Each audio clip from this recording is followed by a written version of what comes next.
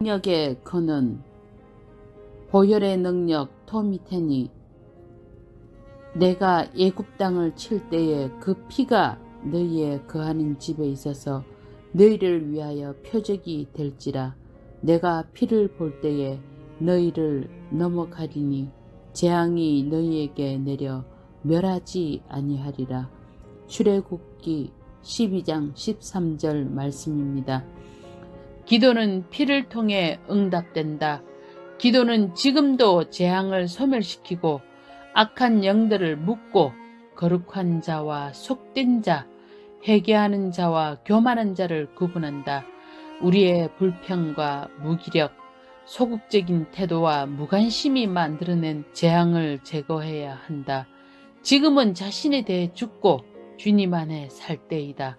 지금은 정결케 하는 그리스도의 보혈과 성령의 물로 옛날식의 기도의 제단에서 세례를 받아야 할 때이다. 우리는 십자가로 나아가 주님 앞에서 이렇게 말해야 한다.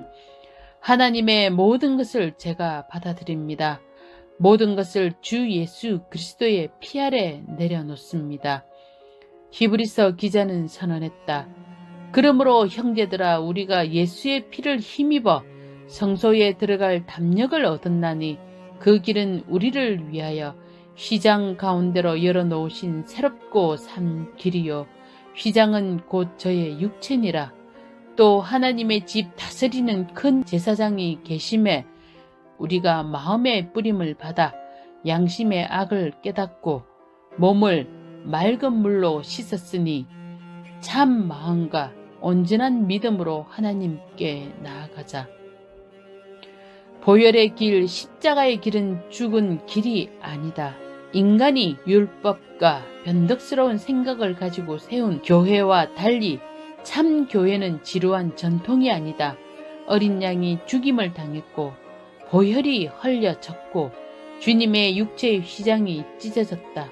예수님이 죽으셨을 때 성전 휘장이 찢어져 모든 사람이 지성소에 들어갈 수 있게 되었다고 우리는 들어왔다. 그러나 성막의 구조를 자세히 살펴보면 항상 지성소에서 밖으로 나가는 것으로 묘사된다. 그렇다면 그것은 인간이 하나님께로 다가가는 것이 아니라 하나님께서 인간들을 향해 다가가시겠다는 상징이 아니었을까? 아마도 예수님의 갈보리 피의 희생은 지성소를 열어 모든 사람들을 들어오게 하는 것이라기보다 하나님의 이런 말씀일 것이다. 이 작은 종교적인 자리에서 내가 나가겠다. 사람들이 있는 곳으로 내가 가겠다. 1년에 한 사람만 나에게 예배하고 나와 친밀히 교제하는 것으로 나는 더 이상 만족하지 못하겠다. 나는 민족과 나라와 제사장들을 찾으러 가겠다.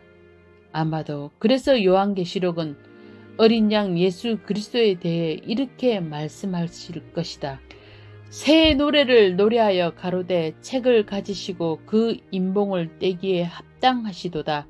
일찍 죽임을 당하사 각 족속과 방언과 백성과 나라 가운데서 사람들을 피로 사서 하나님께 드리시고 저희로 우리 하나님 앞에서 나라와 제사장을 삼으셨으니 저희가 땅에서 왕노릇 하리로다 하더라.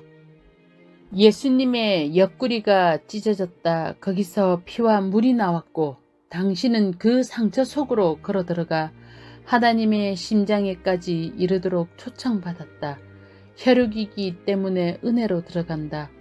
약 20년 전에 큰 교회에서 매우 중요한 이사회가 열리고 있었다. 그날의 안건들은 매우 핵심적인 것들이었고 논의 내용은 대회비였다. 이사회 의장이 몇 가지 요점들을 설명하며 회의가 진행되던 도중에 회의실 문이 갑자기 벌컥 열렸다. 어떻게 그런 일이 일어날 수 있었겠는가? 누구든지 노련한 비서와 행정요원의 신문을 거치고 2개의 문을 지나 계단에 올라가야만 회의실에 이를 수 있었는데 말이다. 비서가 미리 전화로 알리지도 않았고 행정요원이 양해를 구하러 오지도 않았다. 문이 열리고 모두가 본 것은 4살박이 꼬마였다. 꼬마는 다른 얼굴들은 전혀 모르고 오직 한 얼굴만 알아보았다. 꼬마가 작은 팔을 들어 올리자 의장이 재빨리 손자를 안아서 꼬마가 원하는 대로 포옹해 주었다. 꼬마는 할아버지가 2층에서 회의 중이라는 것을 알고서 모든 장애물을 뚫고 올라왔던 것이다. 그래서 어떻게 되었는지 아는가? 회의는 일시 중단되었고 할아버지는 손자에게 관심을 집중했다. 꼬마는 혈육이기 때문에 은혜로 들어올 수 있었다. 손자인 세인을 포옹해 줄 때 다른 모든 것들은 둘째였다. 그것과 마찬가지로 하나님께서 무엇을 하고 계시든 우리는 하나님께로 나아갈 수 있다. 하나님께서 우주를 다스리고 계시든 하늘에 별을 달고 계시든 은하수를 그리고 계시든 보혈에 씻긴 한 자녀가 아빠와 얘기하려고 보좌에 있는 방에 문을 열면 천사들도 자리를 비켜준다. 하나님께서 우리를 자녀로 생각하신다. 그리고 어린 양의 상처를 통해 걸어 들어가 하나님의 심장에 이를 수 있는 혈육의 권리를 우리에게 주셨다. 이보다 더 큰 능력의 권한이 무엇이겠는가? 어린 양의 피로 무장하라. 어린 양의 피에 능력이 있다. 그러나 사용하지 않으면 그 능력은 무용지물이다. 피의 개념은 단지 신학적인 것만이 아니다. 사탄은 신학이나 신학자들을 두려워하지 않는다. 만일 그 신학자가 보혈로 씻김받아 그리스도의 피를 무기로 사용할 줄 아는 신학자가 아니라면 말이다. 피에 생명이 있다. 우리가 믿고 가르치고 소망하는 모든 것이 어린 양 그리스도 예수의 피의 능력에 달려있다. 그러나 예수님께서 피 흘리셨음을 믿고 그것이 없이는 우리에게 소망이 없음을 믿는다고 말하는 것으로 충분하지 않다. 우리는 지금까지 성경에 굳건한 기반을 둔 신학적 견해를 확립했다. 그것은 좋은 일이고 필요한 일이지만 그것으로 충분하지 않다. 21세기에 사는 우리는 이 진리를 알 뿐 아니라 경험해야 한다. 이 진리가 우리 삶의 모든 측면들에 영향을 미치는 마음속에 뜨거운 열정이어야 한다. 그리스도의 피는 구원의 핵심 요소 이상이다. 그리스도의 피는 방어 무기이자 공격 무기이다. 우리의 일상생활 속에 어떻게 보혈의 능력이 활동하고 역사하고 흐르게 할지 알아야 한다. 이스라엘 백성은 애굽에서 피의 능력과 하나님의 보호에 대한 훌륭한 실물 교육을 받았다. 이어지는 재앙들 속에 애굽 전체가 아무리 혼란에 휩싸이고 애굽인들이 아무리 고통을 당하더라도 하나님의 백성 이스라엘을 보호하는 분리의 선을 아무 재앙도 넘지 못했다. 현재 우리는 전쟁과 전쟁의 소문, 경제 위기, 온갖 종류의 재앙으로 얼룩진 혼란의 시대에 산다. 그러나 구속된 자와 잃어버린 자를 구분하는 핏빛 선이 우리에게 있다. 눈으로 볼 수 있고 귀로 들을 수 있다면 우리가 어떤 실물 교육 속에서 살고 있는지 알 것이다. 우리의 생명은 하나님과 함께 어린 양의 피로 덮여 있다. 피의 능력은 죄를 넘어선다. 히브리서에서 율법을 따라 그의 모든 물건이 피로서 정결케 되나니 피 흘림이 없은즉 사함이 없느니라. 히브리서 9장 22절 말씀입니다. 이 구절에서 제사함이라 하지 않고 사함이라고 말씀한다는 점에 주목하라. 물론 죄도 분명히 포함되지만 피의 능력은 죄를 처리하는 데 그치지 않는다. 피는 거의 모든 것들을 정결케 한다. 피 흘림이 없으면 사함도 없다. 구약시대의 제사장들은 거의 모든 것에 피를 뿌렸다. 피를 뿌리지 않는 것에는 기름을 발랐다. 그들은 피의 능력이 정결케 하고 악한 것에서 해방시키고 보호한다는 것을 절대적으로 확신했다. 피는 만능세제였다. 피는 사함과 사명과 자유의 열쇠였다. 누군가는 그의 복음서에서 사함이라는 단어를 자주 사용했다. 누가의 기록에 따르면 예수님께서 또 그의 이름으로 제사함을 받게 하는 회개가 예루살렘에서 시작하여 모든 족속에게 전파될 것이라고 말씀하셨다. 누가는 의사였는데 그 당시에도 사함은 오늘날과 같은 의미를 가졌다. 몸에 질환이나 질병이 있는 사람의 상태가 상당히 좋아졌을 때 이 단어가 사용되었다. 그것은 병의 진행이 정지되었거나 상태가 호전되었다는 의미였다. 피는 육체의 일을 소멸시킨다. 어린 양의 피는 죄를 공격하고 쫓아낸다. 깨끗이 씻는 예수님의 피의 역사 앞에서 죄는 후퇴한다.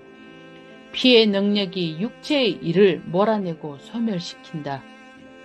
원수마귀가 피를 두려워할 만한 이유가 있다. 죄는 피를 두려워하기 때문이다. 지옥의 귀신들도 어린 양의 피를 말하면 두려웠던다. 우리는 삶 속에서 피의 능력을 임하게 하는 원리들을 배워야 한다. 오늘날 이 시대는 피할 수 없는, 어둠 속에 있는 한편 교회도 피할 수 없는 운명적 능력의 때를 맞이하고 있다.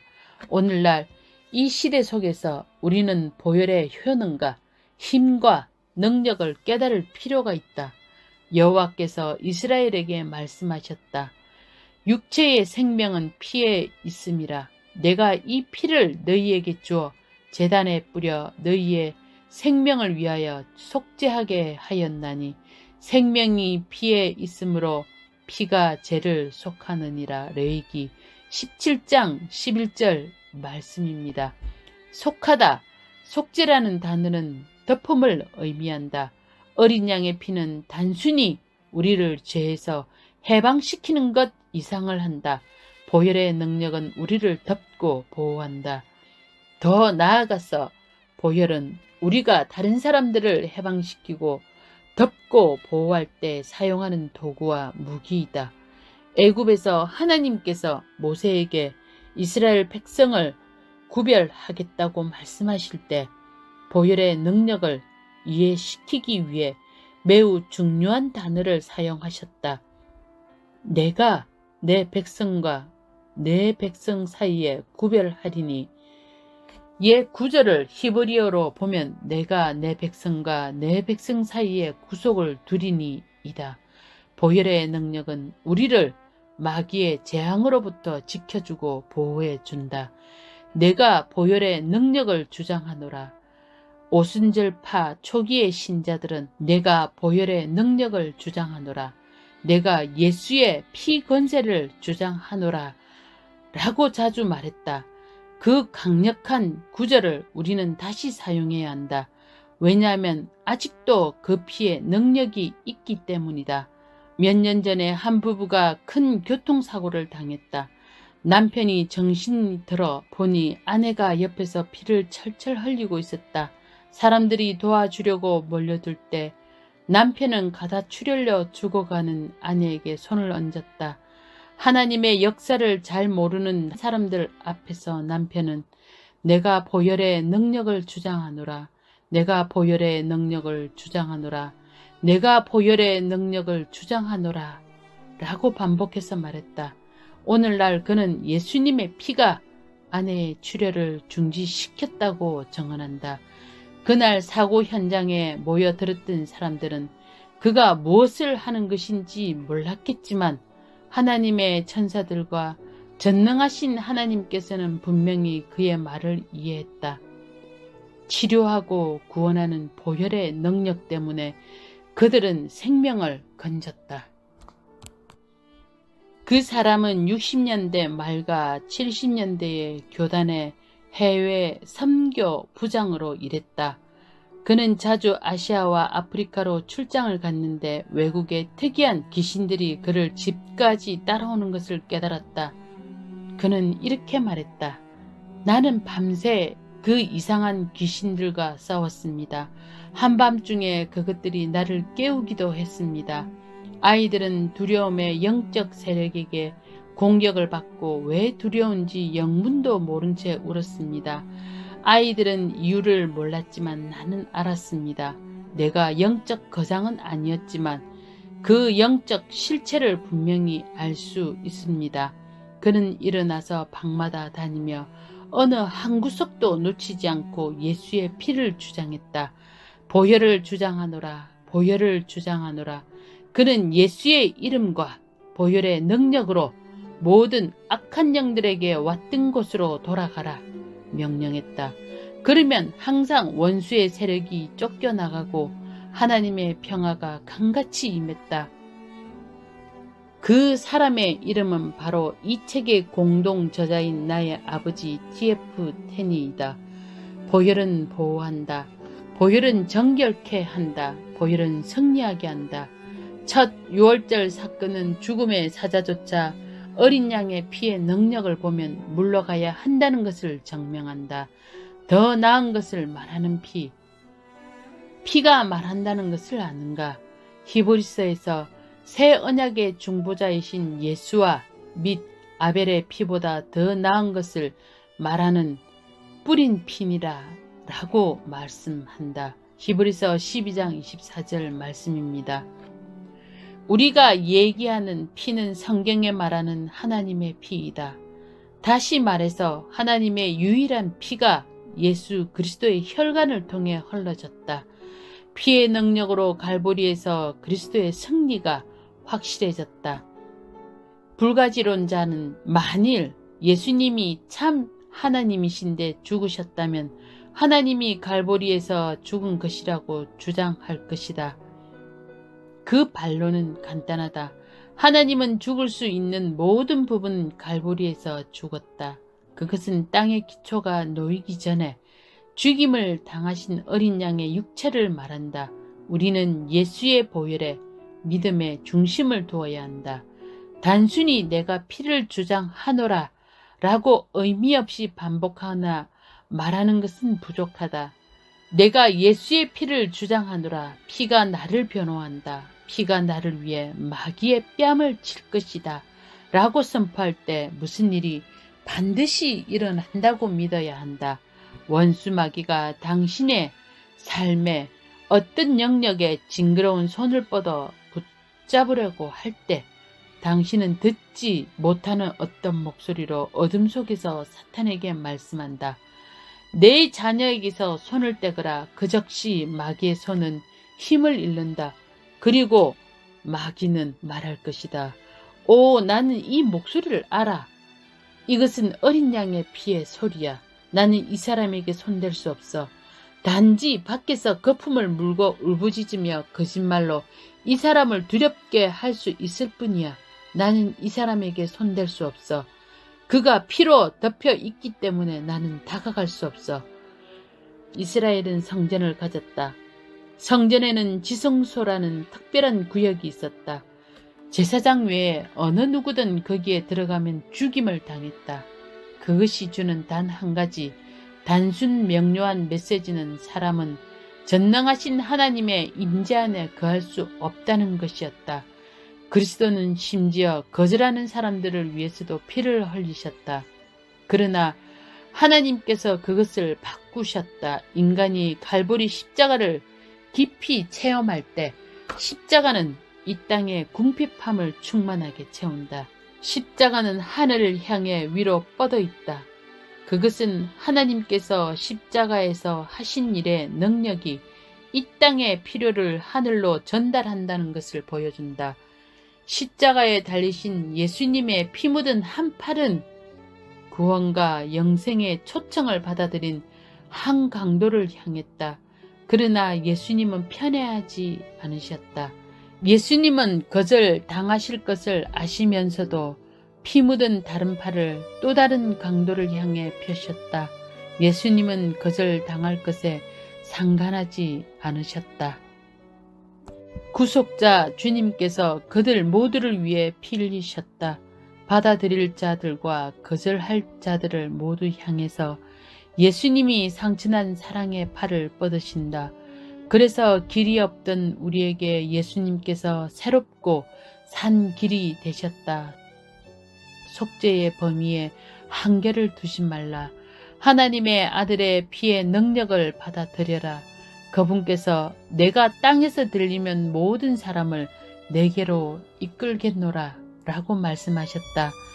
존귀한 주 예수 그리스도의 보혈의 능력을 통해 하나님께 능치 못함이 없으시다. 요한계시록에서 말씀한다.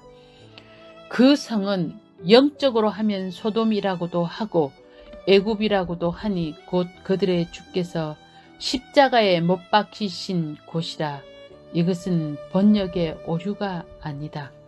물론 우리가 알듯이 예수님께서 애굽이나 소돔에서 못 박히지 않으셨다.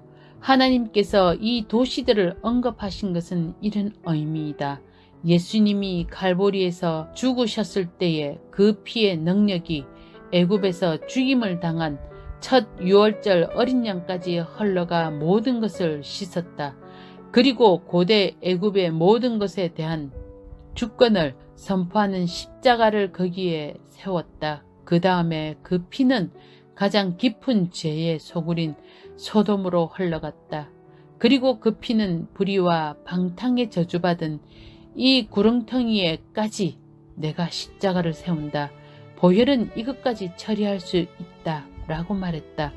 속죄의 범위에 한계를 두지 말라. 바울은 고린도 전서에 죄를 열거하면서 거의 모든 것을 망라했다. 불의한 자가 하나님의 나라를 유업으로 받지 못할 줄을 알지 못하느냐. 미혹을 받지 말라. 음란하는 자와나 우상 숭배하는 자나 간음하는 자나 탐색하는 자나 남색하는 자나 도적이나 탐남하는 자나 술 취하는 자나 후욕하는 자나 토색하는 자들은 하나님의 나라를 유업으로 받지 못하리라. 너희 중에 이와 같은 자들이 있더니 주 예수 그리스도의 이름과 우리 하나님의 성령 안에서 씻음과 거룩함과 어렵다 하심을 얻었느니라. 고린도전서 6장 9절에서 11절 말씀입니다. 사도 바울이 너희 중에 이와 같은 자들이 있더니 라고 말했을 때 그 의미는 간단하다. 너희가 전에는 그랬었지만 이제는 흠없는 어린 양의 피로 씻음을 받았다. 너희는 예수의 이름과 하나님의 성령으로 구별되었고 보존되었고 하나님과 올바른 관계를 갖게 되었다는 것이다. 보혈을 주신 하나님께 감사드린다. 피의 능력이 있다. 피에 대한 다음에 간단한 질문들의 답을 성경에서 찾아보고 피의 능력이 있음을 기억하라. 첫 번째, 피는 속죄한다. 레위기 17장 11절 말씀. 두 번째, 피는 심판, 사망, 재앙이 당신을 넘어가게 한다. 출애굽기 12장 13장의 약속은 내가 피를 볼 때에 너희를 넘어가리니 이다. 세 번째, 피는 당신의 방황을 끝내고 당신을 항상 하나님에게로 이끈다. 에베소서 2장 17절 말씀. 네 번째, 피는 지성소에 들어갈 담력을 준다. 히브리서 10장 19절 말씀. 다섯 번째, 예수님의 피가 당신을 구속했다. 베드로전서 1장 18절에서 19절 말씀. 여섯 번째, 예수 그리스도의 피가 당신의 모든 죄를 씻는다. 요한일서 1장 7절 말씀. 일곱 번째, 당신은 어린 양의 피로 이긴다. 요한계시록 12장 11절 말씀. 보혈을 주신 하나님께 감사한다. 피는 당신을 보호한다. 당신을 해방시킨다. 당신을 정결케 한다. 만일 당신이 우울증에 걸려 있다면 피를 주장하라. 만일 당신이 병들어 있었다면 피를 주장하라. 만일 당신이 두렵다면 피를 주장하라. 당신이 어린 양의 피로 자유케 되기를 예수님의 이름으로 간구한다. 아멘.